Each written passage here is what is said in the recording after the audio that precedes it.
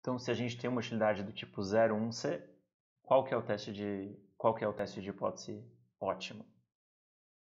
A gente vai provar um teorema aqui, que em um problema de teste de hipótese com essa utilidade, o teste de hipótese ótimo é aquele que não rejeita a hipótese nula, se a probabilidade de θ pertencer à hipótese nula a posteriori é maior do que 1 mais c elevado a menos 1, e ele rejeita a hipótese nula se a probabilidade de θ pertencer à hipótese nula a posteriori for menor do que 1 mais c elevado a menos 1. Então vocês podem notar que se a probabilidade da hipótese nula for grande, a gente não rejeita ela. Se a probabilidade da hipótese nula for pequena, a gente rejeita ela.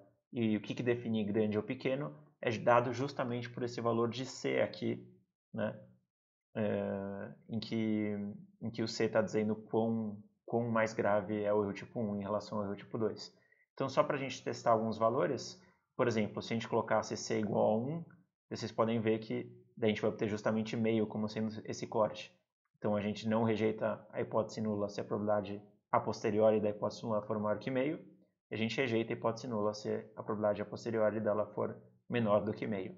E daí, testando diferentes valores de C, vocês podem ter uma ideia de qual é o impacto desse valor C, né? Qual é o impacto dessa constante que nos diz quão grave é o erro tipo 1 em relação ao erro tipo 2 na regra de decisão final, que é o teste de hipótese ótima.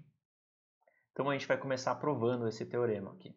E para isso a gente vai voltar, como sempre, na forma extensiva do problema de decisão que a gente viu. Então a gente vai achar para cada x a decisão que maximiza a nossa utilidade a posteriori. Então vamos lá.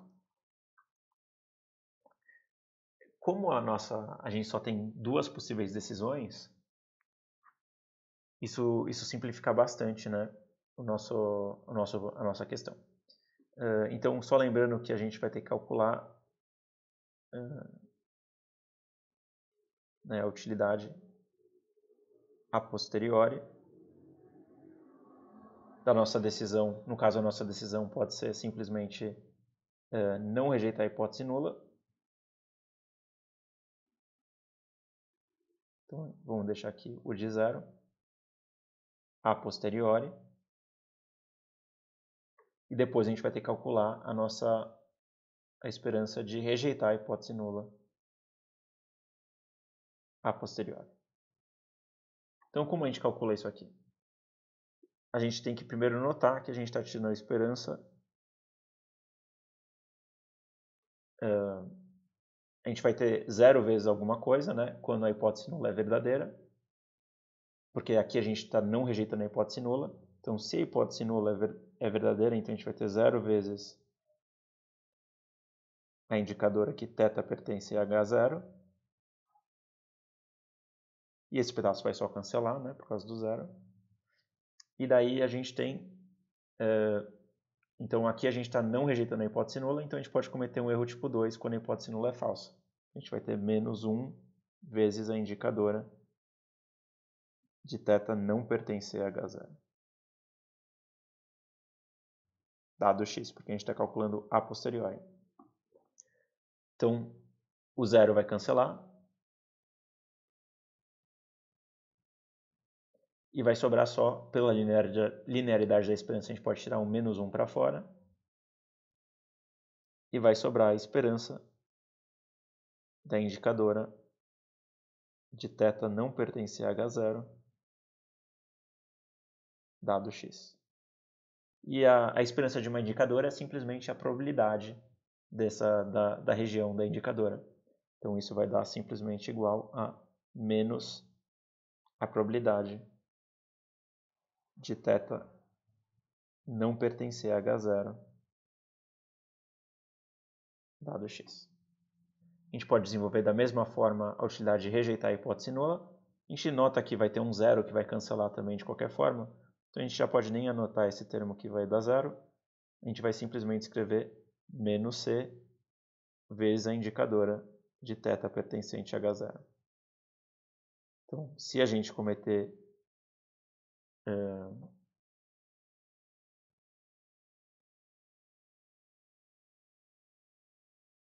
então, a gente pode cometer a gente está rejeitando a hipótese nula, né? Quando a hipótese nula é verdadeira, a gente pode estar cometendo um erro tipo 1. e associado ao erro tipo 1, a gente tem uma perda de menos C.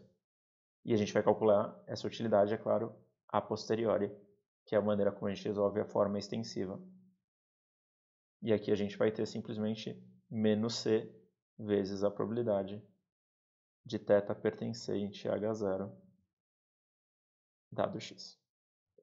Então, a nossa decisão ótima vai ser escolher o zero quando a utilidade do zero a posteriori for maior do que a utilidade do 1 a posteriori. Então, a gente tem que resolver essa equação. Quando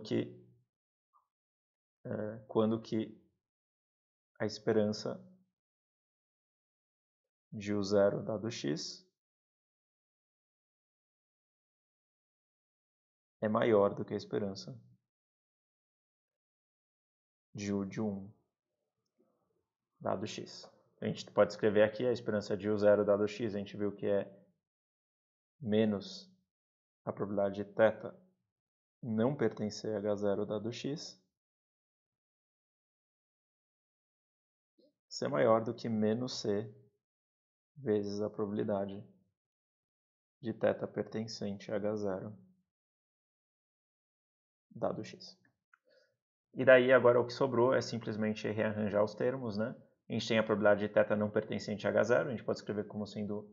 Bem, em primeiro lugar, a gente pode falar que a probabilidade de θ pertencente a H0, só para economizar um pouco de escrita, a gente pode falar que isso aqui é P por hora.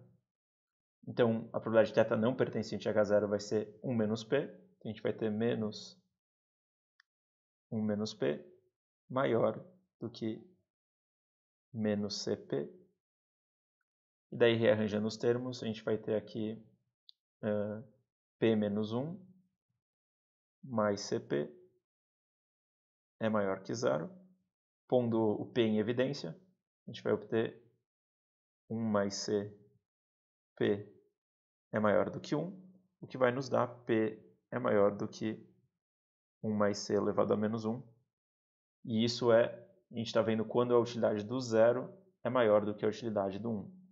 Então a nossa regra de decisão ótima é simplesmente escolher zero quando P, ou seja, quando a probabilidade de θ pertencente à hipótese nula é maior do que 1 sobre 1 mais C, e escolher 1 no caso contrário. Então quando a nossa probabilidade de H0 a posteriori é menor do que 1 sobre 1 mais C.